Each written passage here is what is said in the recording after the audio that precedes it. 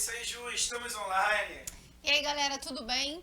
Vamos falar aqui agora de argumentação com repertório. Eu tô já com esse risinho porque eu confesso que eu gosto beça dessa aula, pra te mostrar o seguinte, assim, cara, dá pra gente fazer uma ótima argumentação usando o repertório sociocultural, sem trazer frase engessada. E aí eu já quero te convidar a algo que você já me ouviu falar em outras aulas, eu só vou agora sistematizar melhor, né?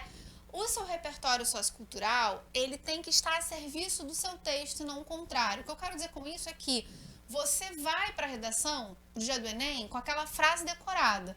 Aí você olha o tema e você quer porque quer encaixar aquela frase na sua redação. E aí o seu texto fica Frankenstein, né? Fica todo porque quis encaixar aquela frase. Às vezes você até se enrola na argumentação porque você quer encaixar a frase. Ou seja, você faz já o seu texto ficar a serviço do repertório sociocultural. Eu estou te convidando a ter um repertório sociocultural que fica a serviço do seu texto. Você vai ter pensado o seu texto e a partir desse planejamento textual é que você pensa o seu repertório. Você já sabe que você me encontra aqui no Chute com Luiz, você me encontra no Sobre Humanas Underline, né? Você pode ir lá acompanhar o trabalho que a gente aqui e que eu lá, com uma outra amiga, temos construído nos últimos tempos. Aquela frase motivacional aí com o Emicida, né? Você é o responsável pelo seu sonho, né?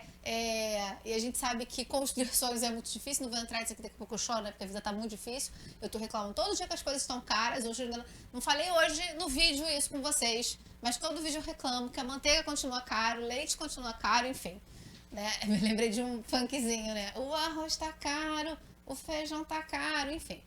Vamos lá, vamos dizer que eu tô fazendo campanha política aqui.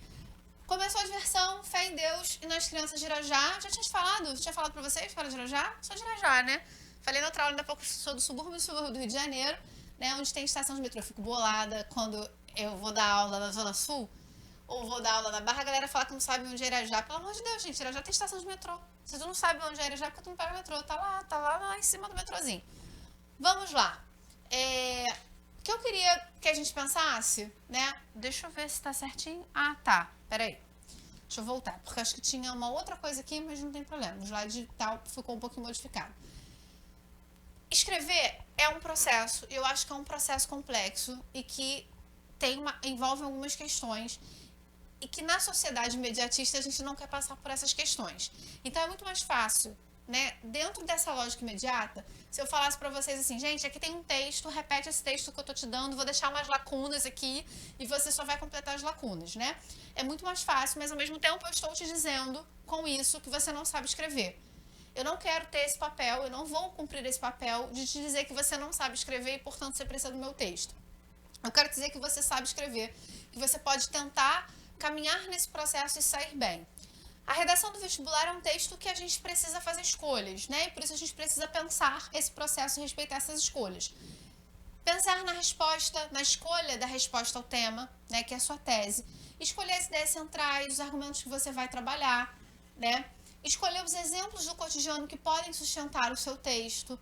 Escolher, né, como esses exemplos estarão dispostos na sua redação. Se você vai colocá-los primeiro no seu parágrafo de desenvolvimento, depois vai vir o seu tópico frasal, ou o contrário, é também uma escolha, né? Há conceitos, há leis que conseguem... Deixa eu voltar aqui que não foi o coisa toda, vamos ver se agora vai.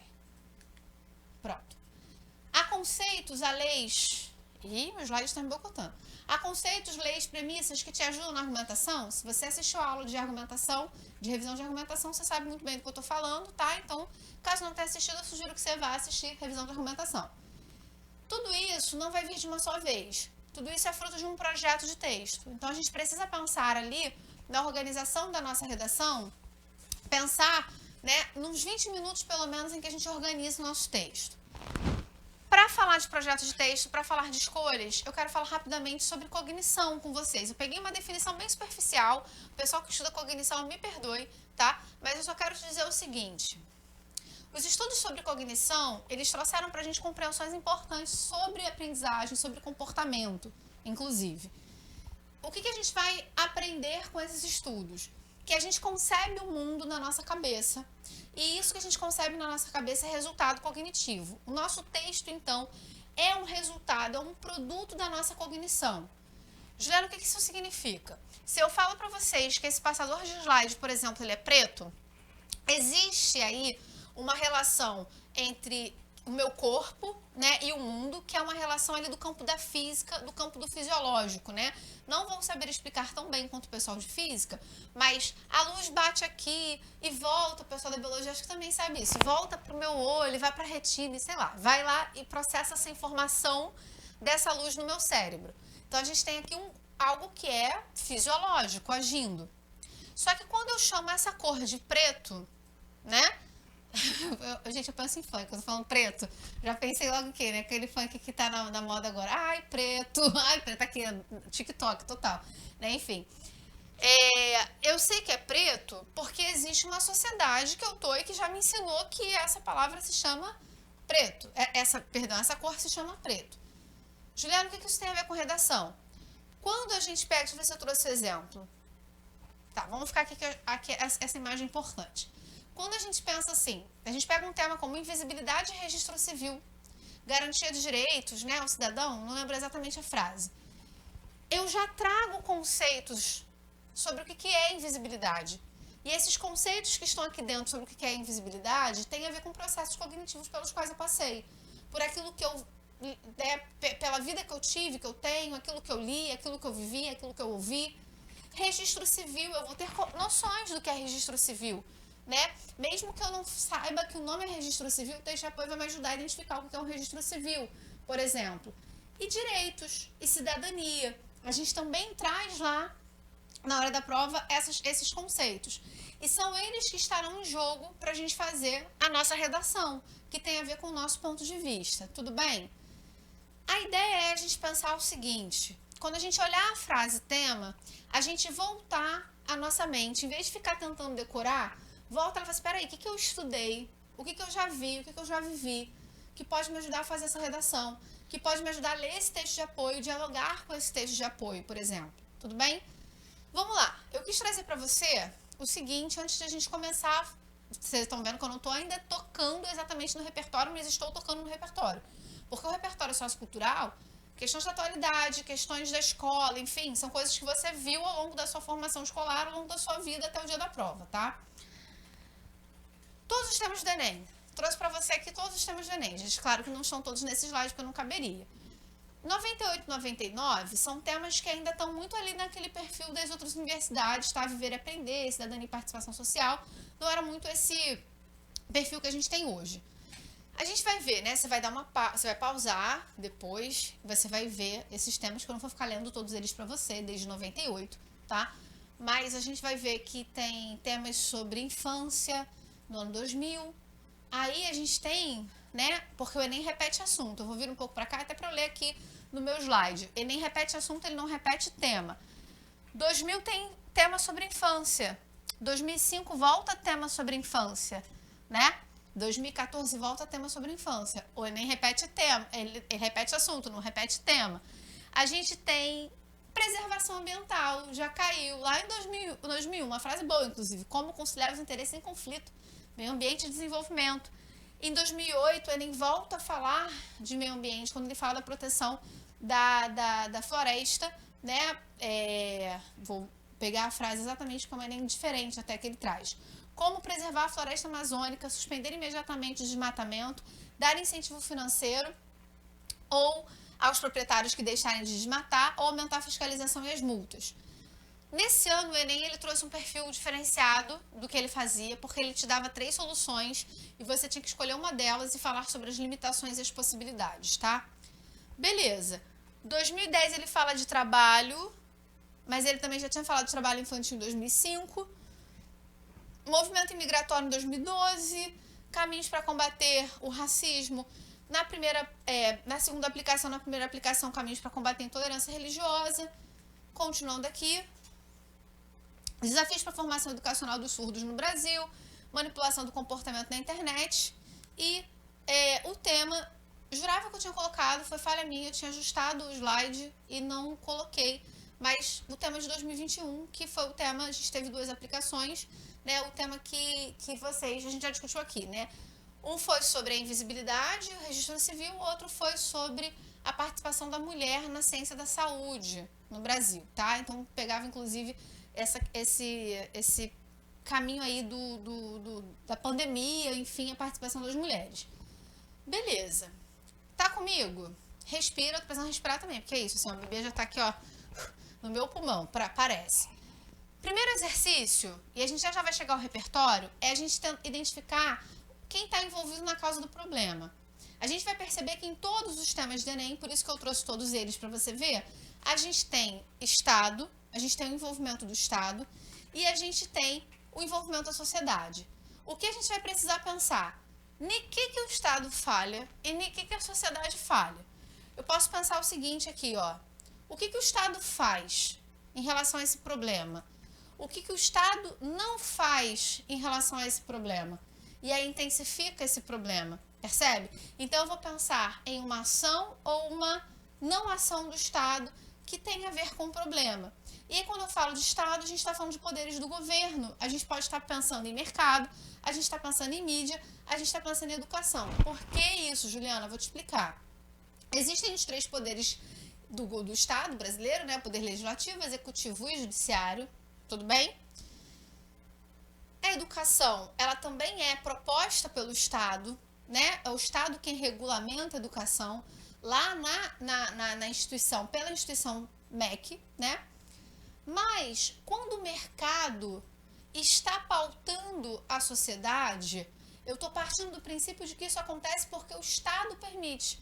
Então, quando a gente tem um tema sobre democratização de acesso ao cinema no Brasil, e a gente vai dizer assim, as pessoas mais pobres não conseguem ir ao cinema porque os empresários colocam os preços buscando lucro. Se cultura é um direito fundamental garantido na Constituição e quem está ocupando os espaços culturais é o mercado, é porque o Estado está permitindo, percebe? Por isso que eu coloquei mercado ali. Se a gente tem hoje uma lógica de precarização do trabalho, uberização do trabalho, e isso está levando o trabalhador brasileiro a uma dinâmica de informalidade, né? Que foi chamada de formalidade com o MEI, né? Como é que o Estado resolveu isso? Construindo o MEI, né? Enfim, vocês já sabem as minhas críticas a essas coisas todas, porque eu vivo fazendo essas mesmas críticas, né? Quase que um disco aqui arranhado, né? Falando sobre essas questões. Mas quem permitiu essa flexibilização, a contratação de funcionários por meio de PJ, e aí isso faz com que a empresa não precise pagar o FGTS, faz com que a empresa não precise pagar, né, o INSS. Olha o que falaram pra gente em 2017. A gente vai flexibilizar as leis trabalhistas porque o empregador vai ter menos gasto para abrir um posto de trabalho. Então a gente vai conseguir abrir mais postos de trabalho. E aquele dinheiro que ele dava para o Estado, agora ele vai passar para você, para o seu salário. Quem acreditou nisso? Um monte de gente.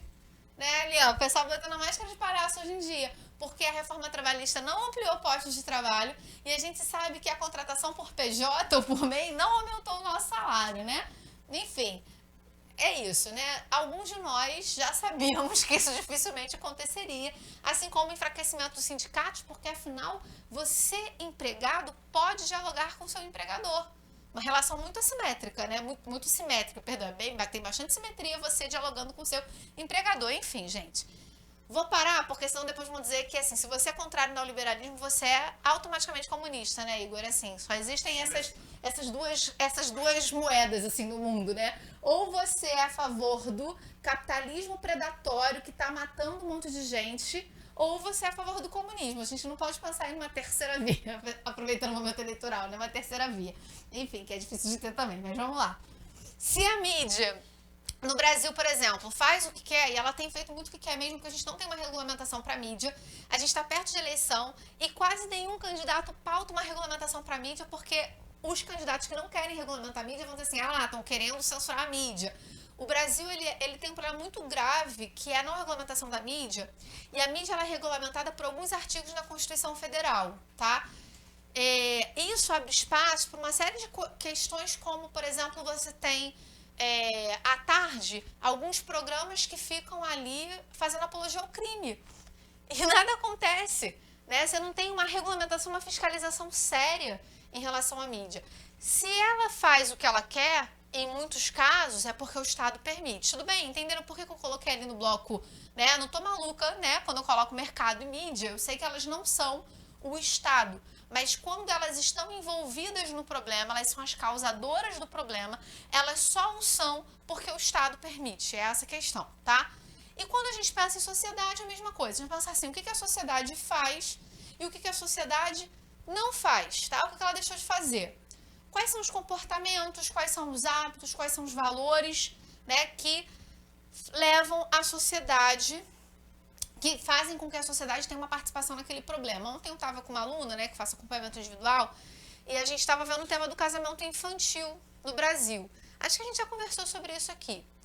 E aí o texto de apoio falava assim, Brasil é o quarto lugar, né, Índia, Bangladesh, Brasil e Nigéria, acho que é isso, não sei se estou enganada. E aí o texto da Unicef falava assim, diferente dos outros países, no Brasil não são aspectos culturais ou ritualísticos que vão ali, né, levar meninas, majoritariamente, a casarem antes de terem completado a maioridade. É a pobreza. Fiquei, ué, tudo bem que é a pobreza. E tudo bem que não é uma questão religiosa casar crianças, enfim, meninas menores de idade. Agora, não dizer que é cultural, eu acho que é um equívoco da Unicef. Por que eu acho que é um equívoco da Unicef? Vou te dizer por quê. Porque quando uma menina, uma menor, está numa relação de casamento, e a gente não está falando, inclusive o texto da Unicef explicava isso, não é um casamento que passou por uma instituição, porque se ela tem 14 anos, o Estado não vai permitir o casamento, né, gente? Nem a igreja vai fazer o casamento. A gente está falando de pessoas, uma menina de 14 anos que foi morar com alguém. Vamos lá, deixa eu completar o raciocínio para fazer sentido. O texto diz assim, são mais de 100 mil meninas que casam no Brasil e 28 mil meninos, uma coisa assim. Então a gente chega a uma matemática básica que essas meninas não estão casando com meninos, elas estão casando com homens mais velhos, que já são maiores. Tudo bem? Tá. A sua vizinha tem 14 anos e foi morar junto numa relação marital com um cara de 30 anos. Qual é a função da sociedade brasileira? Neste caso, denunciar. Porque senão pode acontecer. A gente está falando de estupro de vulneráveis, a gente está falando de pedofilia. O ECA, lá de 90, vai dizer que sociedade, Estado e família são responsáveis pelos menores. O que acontece no Brasil na prática? Muitas vezes não se denuncia. E por que não se denuncia? É aí que eu queria entrar no aspecto cultural. Porque, na minha opinião, a sociedade traz enraizado um aspecto da cultura patriarcal que vê a menina como uma propriedade ou do pai ou do marido, né? E, além disso, dentro dessa lógica patriarcal, a gente tem uma tendência a adultizar, não sei se eu estou falando certo, meninas. Elas são mais maduras, elas crescem mais rápido, né? Como se fosse um componente biológico que fizesse as mulheres amadurecerem mais rápido. Então, nesse processo, a gente vai ter a aceitação de determinadas meninas já sendo sexualizadas, determinadas meninas já sendo ali, né, colocadas em situações como se fossem mulheres. E a sociedade não vê, em grande escala, problema nisso. Quando a sociedade não vê problema nisso, para mim isso é um aspecto cultural. Tudo bem? Só para te dar esse exemplo, e aí não vai denunciar. Posso avançar? Beleza. Como pensar o repertório nisso tudo? Ou seja, o que falhou o Estado, e aí eu olho para o repertório, e o que falhou a sociedade, e eu olho para o repertório. Se você reparar bem, eu já te trouxe um repertório que é falar da sociedade patriarcal. Os alunos e alunas costumam dizer assim para mim, Juliana, mas eu não sei precisar, né, assim, onde eu amarro esse repertório da sociedade patriarcal. Queridos e queridas, o sistema patriarcal veio no Brasil quando? A biogênese? Não, né? Não foi. Quando é que a gente começa a ter o sistema patriarcal? Foi onde? Naquele momento legal de Brasil, que o Brasil nem se chamava Brasil, e chegaram pessoas aqui para nos civilizar, para civilizar quem já morava aqui. Processo colonial. É a estrutura europeia que traz a estrutura patriarcal. Então a gente pode amarrar nesse sentido, tá? Vamos lá. O que eu quero te dizer hoje, né, como dica, é o seguinte: e se todo problema no Brasil, todo, tiver como fundo a história. Se eu conseguir, em qualquer tema do país, encontrar um elemento histórico que vai servir tanto como repertório sociocultural, quanto como argumento. Ou seja, o meu repertório vai ser argumento. Vamos exercitar? Ó, trouxe a Gretchen aqui pra gente exercitar. Vamos exercitar? Pra eu te falar assim com tanta propriedade, e travou. Vamos ver se vai. Agora foi. Pra eu te falar assim com tanta propriedade, é porque eu sentei minha bundinha na cadeira e fiz o exercício de voltar todos os temas do Enem e buscar repertório sociocultural. Senão eu ia dar minha cara tapa aqui, né? Eu ia ficar falando bobagem, né? Vamos exercitar com 2. Dá pra gente pensar em 2 aqui. Eu posso dar pra ir pro quadro, Igor, rapidinho? Agora. Igor, me ajuda a escolher? Qual tema você quer? Olha só, tô botando o Igor numa... Qual desses aqui? Ah, gente, ó, tem mais. A gente pode voltar pra cá.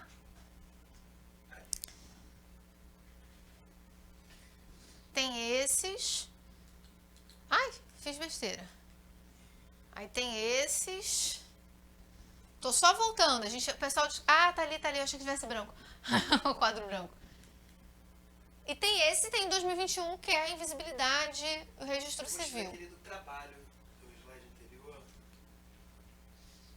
O trabalho na construção. Beleza, vamos pra cá? Ih, será que eu consigo achar? Foi de 2010, né? Isso. O trabalho Na construção da dignidade humana. Obrigada. Eu fico explorando o Igor, desculpa, Igor. Na construção da dignidade humana. Bom, o tema dessa vez aqui foi um ano em que o Enem não trabalhou com um tema com a palavra Brasil. Mas a gente tem um acordo que a gente fala, um acordo ali do não dito, para sempre falar de Brasil, até para a gente dar a solução mais fácil, a gente falar de Brasil, né? Então a gente vai falar de Brasil. Os textos de apoio falavam sobre trabalho análogo à escravidão, ou seja, trabalhos que não dignificam, e falavam sobre uma dinâmica de trabalho que lá em 2010 a gente falava muito pouco, mas a pandemia quase consolidou, que é o home office, né? Como, inclusive, né, acho que o Igor vai concordar comigo que a gente tem uma linha de pensamento semelhante, que é a ideia de que o home office é uma parada que traz super qualidade. O que a gente viveu, né, foi um processo extremamente exaustivo de home office, né? Enfim, mas não vou entrar nesse ponto. A questão aqui, deixa eu pegar, porque eu tenho mania de botar o problema sempre de vermelho.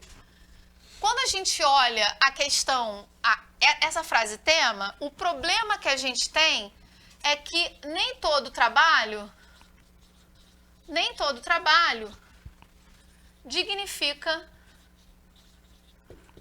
o homem, né? Ou seja, temos na realidade brasileira, por exemplo, indo para o Brasil, trabalhos que não dignificam o homem. E que trabalhos são esses?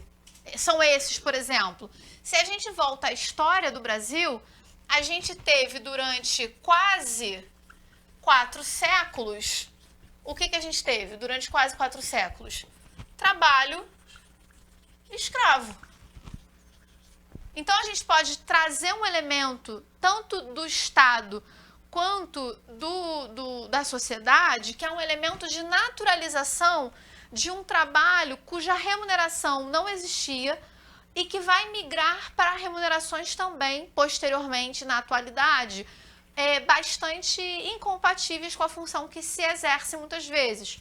Ou a gente pode falar o que o próprio texto, porque eu falei, o texto de apoio falava de trabalhos análogos à escravidão, tá, gente? Não do trabalho ali, né, da questão do tráfico, né, de africanos. De alguns países, não, a gente está falando de país ainda, né, porque a ideia de país vai ser mais adiante, mas de algumas regiões, sobretudo ali regiões que compunham, se eu não estou enganada, depois vocês podem pesquisar e me corrigir, uma região ali bem do Império Banto, né, tanto que o Brasil é bastante influenciado pela língua Banto, enfim. Igor conhece, a gente tem uma amiga em comum que é a Luana Viana, apresentou um mestrado maravilhoso sobre a influência da língua Banto, que a língua portuguesa brasileira é considerada o português mais africanizado, né, enfim. Bom, a gente volta à história, né, que história é essa? A história colonial. E que dá pra gente, inclusive, fazer um paralelo que a gente já fez similar numa discussão de lei de terras, que eu pedi ajuda ao Igor pra gente conversar também. Eu atrapalhei. Imagina. O pessoal, como é que os jovens falam? A gente fez um feat, né? Não é isso? Os jovens. Eu sou a velha e eu fico falando, achando que todo mundo é velho.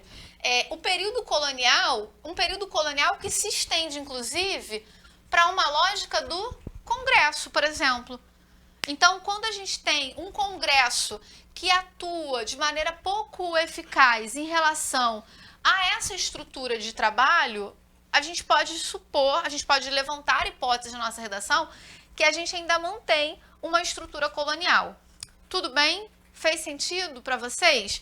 E aí a gente pode, aqui a gente está falando, ó, de Estado, e a gente pode também falar, né, da própria sociedade. Não dá pra gente voltar ao repertório sociocultural, e eu me lembro de casos como o da Madalena,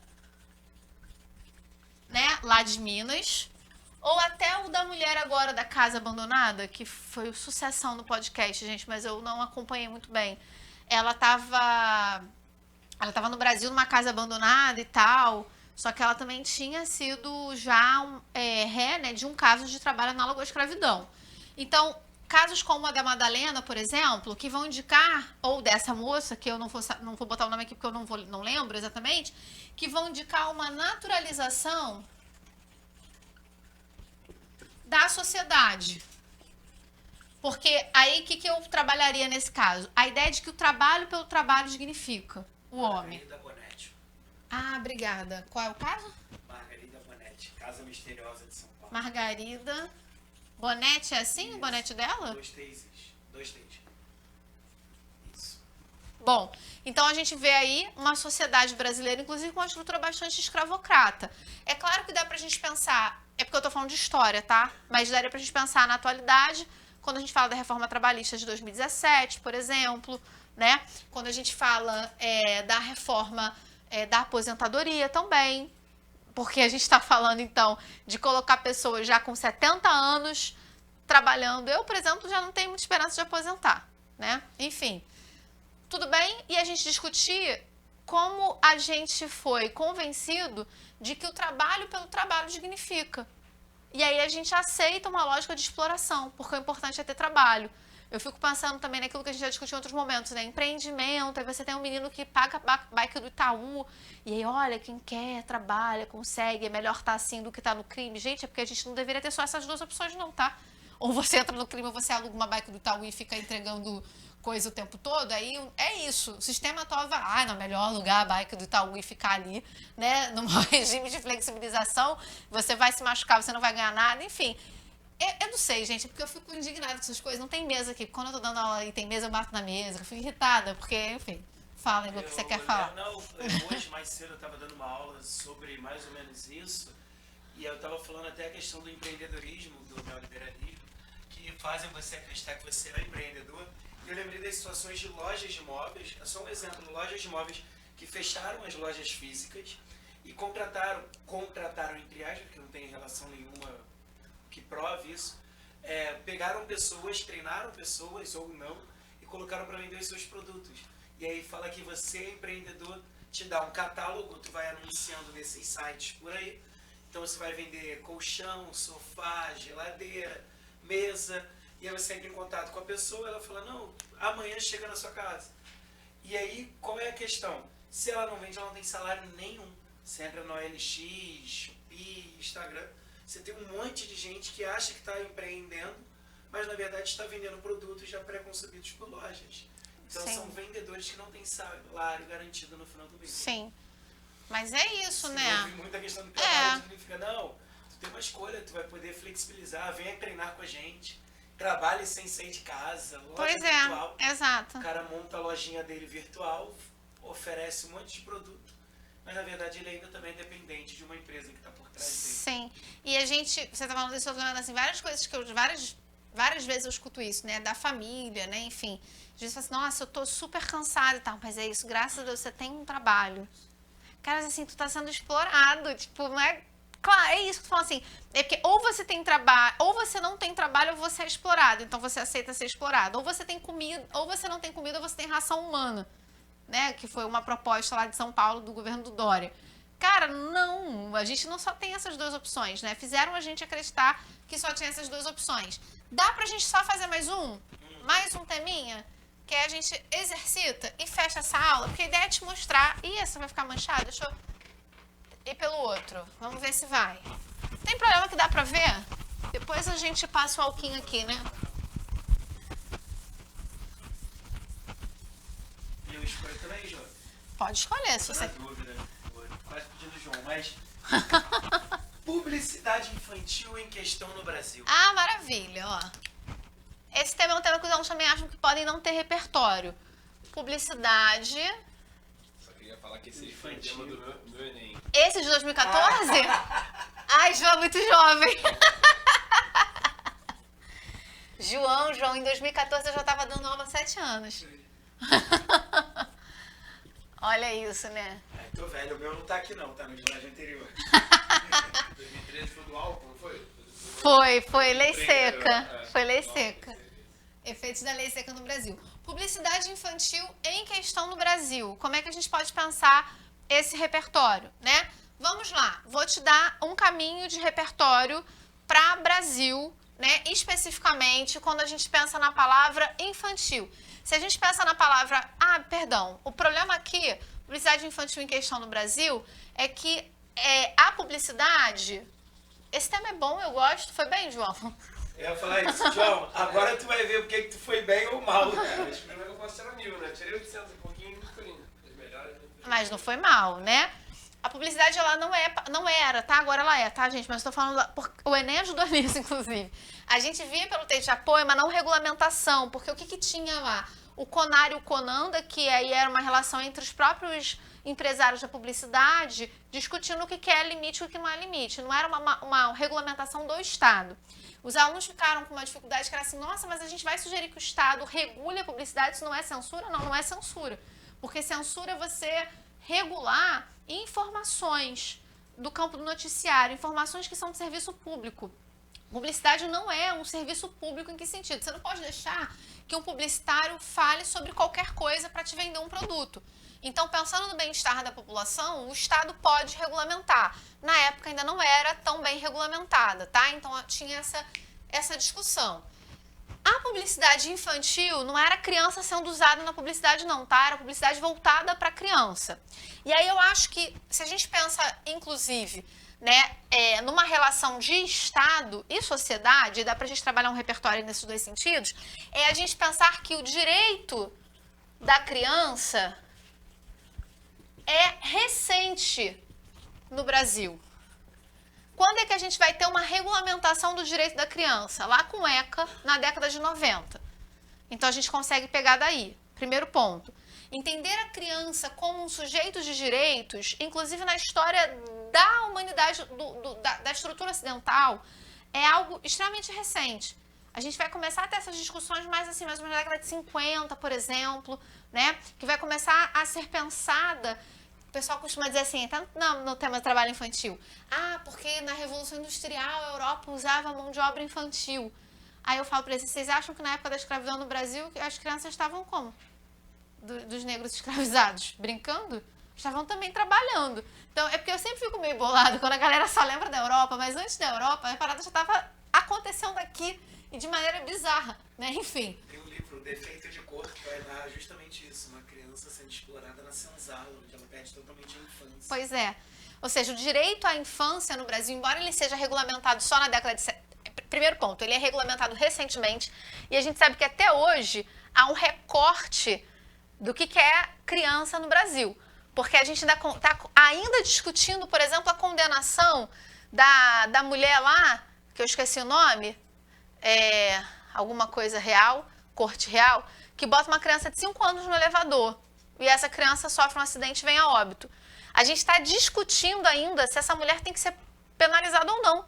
Olha que bizarro, porque uma criança como o Miguel, né, acho que era Miguel, o filho da Mirtz, ela vai ser tida como uma criança difícil de lidar. Uma criança de 5 anos, gente.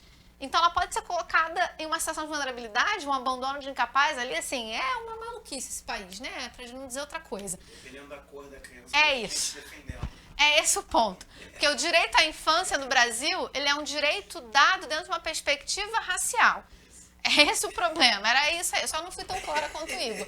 Mas é isso, a gente tem o ECA só em 90, mas até hoje a gente vai dizer que um menino branco, coitado, que atropela um outro na barra, cometeu uma tragédia só e tá muito mal, ou sei lá, a gente vai tentar usar a justificativa, mas quando é um menino negro a gente acha que tem que ir pro Degás, a gente acha que do Degás tem que ir pra penitenciária, a gente tem que institucionalizar, a gente tem que matar, enfim, é essa lógica de país. Então acho que o primeiro ponto que a gente podia pensar é voltar ao ECA. O segundo ponto, e aí isso é cognição, repara que eu falei, ó, infantil, o que vem à sua cabeça quando a gente fala de alguma coisa no campo da infância? O ECA. E aí a gente volta, é uma história, mas não tão histórico, tá, gente? Eu entendo isso, mas eu tô voltando aí pra trás. Repara que eu não preciso ficar usando Foucault, não preciso usar Rousseau, não preciso usar essas pessoas, né? Eu posso usar o meu conhecimento de Brasil. E você também aprendeu, eu vou só mudar a cor para facilitar, lá na sua aula de sociologia, quando a gente fala de publicidade, ó, a gente pode voltar a elementos aqui, ó, da indústria cultural, não é isso? A gente pode voltar a elementos da indústria cultural com a galera lá da escola de Frankfurt. Uma turminha do barulho que se enfiava em grandes confusões, né? Pessoal que saiu da Alemanha fugindo do nazismo e vai desenvolver seus estudos sobre cultura lá nos Estados Unidos, né? Falando da Adorno, Hockenheim, enfim, essa galera que está discutindo indústria cultural. O que isso tem a ver com publicidade? Porque a publicidade ela vai difundir valores da indústria cultural. Mas se você não lembrar de indústria cultural, eu vou te falar de um outro repertório que eu gosto mais ainda, que tem a ver com década de 50 e 60, que é, eu fico tensa nesse momento porque eu não gosto de inglês, American Way of Life. Então a gente tem os Estados Unidos difundindo o seu modo de vida americano muito por meio da publicidade. Até porque a gente estava falando de um contexto de quê, gente?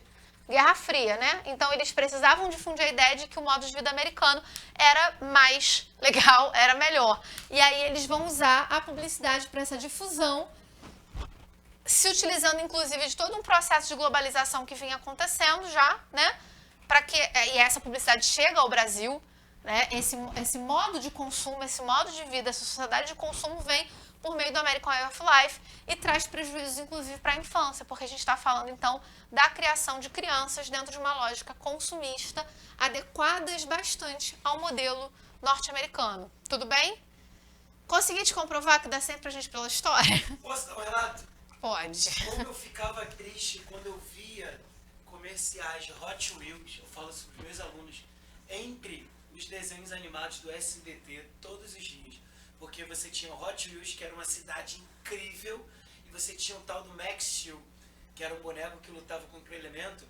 E assim, no comercial, o boneco é genial, você tem todo um cenário, cai uma bola de fogo e tal. A criança, quando ganhava, que não era o meu caso, quando ganhava aquele brinquedo, ela se decepcionava na hora. Sim, porque não era aquilo. Não era nada daquilo, ela queria algo diferente. Uhum. E isso quando ela ganhava. Quando ela não ganhava, ela passava às vezes dias triste pela condição dela de não ter o brinquedo que o amiguinho ia ganhar. Pois é. Pois é. Como isso afetou a minha infância. Até eu descobri que não tinha graça nenhuma o tal do Max Steel. Pois é, é isso. É isso aí, gente, é um relato. Que vai. Porque a discussão da infância e direito da criança é que a propaganda para a criança ela vai ter um efeito muito diferente de um adulto. Eu dava até o exemplo de 2014 quando saiu esse tema. Assim, gente, você tem uma propaganda lá do Axe, né, do desodorante, que era uma propaganda na época. Tinha exatamente na época. O cara passava e as mulheres iam todas para cima. Você é adulto, você sabe que isso não vai acontecer. O avanço, você sabe que as mulheres não avançam, você sabe que isso vai acontecer. Mas a criança, ela acha que vai acontecer. Então você vai enganar a criança. Né? É isso. Ah, mas aí não é a criança que compra, concordo, são os pais. Então a gente também está falando de um não debate sobre o consumismo com os pais, porque eles vão colaborar, inclusive, né, com essa lógica. Então é isso, a propaganda infantil ela não tinha debate na época. Acho que o Enem, eu gosto dos temas do Enem, porque ele sempre vai pautar o debate depois dele. Eu fiz um programa, vou falar porque não é nem concorrente. A Hora do Enem era um programa bem legal. Eu participei. Assistiu? Eu participei de alguns, né? E a gente discutiu num deles o unboxing, a prática do unboxing, né? As crianças abrindo o presente e tudo mais. E eu gostava muito de como era organizada a hora do Enem, o pessoal que fazia pauta, né? O Diego, enfim, era uma galera muito boa. E eu falei sobre a redação, mas no meio do que eu falava entrava uma advogada para explicar qual é a dificuldade do unboxing no Brasil. Porque o unboxing, como a empresa manda para os pais, para casa da criança, e a criança abrindo em casa, juridicamente não consegue se configurar como uma propaganda, mas é uma propaganda. Então você tem uma dificuldade de regulamentar, embora isso também seja danoso em várias medidas, porque você tem uma criança sendo exposta a uma lógica de influenciadora digital e tudo mais, e as outras querendo aquele brinquedo, e aí é uma propaganda, porque os pais, a criança vai querer comprar aquele brinquedo, como se a criança do unboxing tivesse recebido espontaneamente. Não foi a marca que mandou mesmo para fazer a propaganda. Tudo bem? Foi? Vou voltar para cá. Eu queria só te mostrar, depois você vai... Posso vir? Pode. Vou deixar para você o exercício, né? De como é que dá pra gente apresentar sempre repertório da história. De repente, só vou comentar um aqui. O tema de 2018, você pode pensar assim, gente, Juliana, mas 2018, por exemplo, quando a gente fala de tecnologia, como é que a gente usa um repertório sociocultural voltado para a história? A gente pode voltar ao fato de o Brasil ser um país colonizado, né? Então, isso faz com que a gente viva um atraso até hoje no campo das tecnologias. A gente está sempre dependente da tecnologia externa e aí isso leva a um atraso, né? As tecnologias chegam aqui muito depois, incluindo a internet. A internet é criada na Guerra Fria, lá na década de 60, e a gente só vai ter um acesso grande à internet lá nos anos 2010. E o que isso tem a ver com a manipulação? Se a gente só entra em massa no meio virtual em 2010, significa que a população brasileira não sabe ainda viver nesse mundo virtual. E por isso ela é mais facilmente manipulada, percebe? Dá pra gente fazer esse tipo de relação. Vou deixar para você ler, para mim, uma das melhores redações de todas as edições do Enem, desse rapaz chamado Guilherme, lá do Sul. E ele faz, em 2019, exatamente o que eu estou te sugerindo para fazer. Ele faz um parágrafo de argumentação falando sobre o processo colonial e como o processo colonial segregou a sociedade brasileira, dando oportunidades de acesso à educação e cultura a determinadas áreas e não a outras. E aí ele fala, a partir disso, da democratização do acesso ao cinema. É isso. Deixo para vocês o exercício, para vocês verem como a gente sempre pode recorrer à história e à geografia e não precisar recorrer a filósofos que às vezes a gente nem leu para fazer a nossa redação, tá bom? Até a próxima, gente!